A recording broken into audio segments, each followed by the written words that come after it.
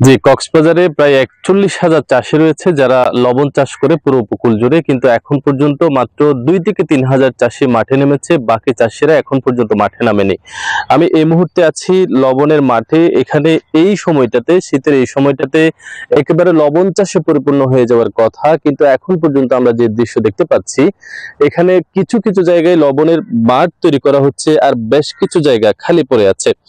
কক্সবাজার সদর, পেকুয়া, চকরিয়া, মহেশখালী, টেকনাফ সহ পুরো জেলার বেশ কিছু এলাকা জুড়ে আসলে লবণের চাষ হয় এবং পুরো দেশ জুড়েই কিন্তু এখানকার লবণগুলো পুরো দেশ জুড়েই আহ, নিয়ে যাওয়া হয়। কিন্তু এখন পর্যন্ত আসলে লবণের চাষ শুরু না হওয়ার কারণ হিসেবে কৃষকরা যে কথাটি বলছেন যে লবণ চাষে ১ মণ লবণ উৎপাদনে আসলে তাদের প্রায় ৪০০ থেকে ৪৫০ টাকা খরচ হয়, এবং এটি যখন বিক্রি করতে যায় এখন বাজারের যে দর সেখানে মাত্র ২০০ থেকে ২৫০ টাকা পর্যন্ত পাওয়া যায়। সেহেতু এত কষ্ট করে লবণ চাষ করার পরে তাদের অর্ধেকেরও বেশি টাকা কিন্তু তাদের লোকসান থাকছে। সেজন্য আসলে তারা এখন পর্যন্ত লবণ চাষে নামেননি, সেই কথাটি তারা বলছেন। এবং আমরা দেখতে পাই যে পুরো কক্সবাজার জেলার যে সমস্ত এলাকাগুলোতে লবণের চাষ হয় সেখানে আসলে সড়কে লবণ ছিটিয়ে পাশাপাশি তাদের মানববন্ধন সহ বেশ কিছু প্রতিবাদ কর্মসূচি হয়েছে।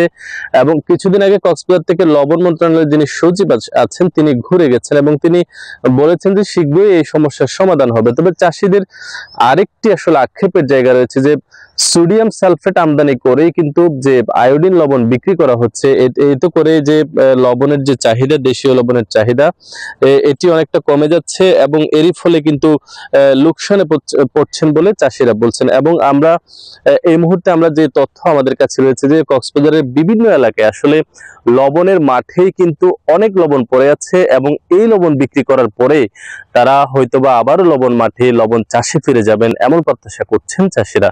এই ছিল কক্সবাজার থেকে লবণ চাষের সবশেষ খবরাখবর। ইরফান, আপনাকে ধন্যবাদ।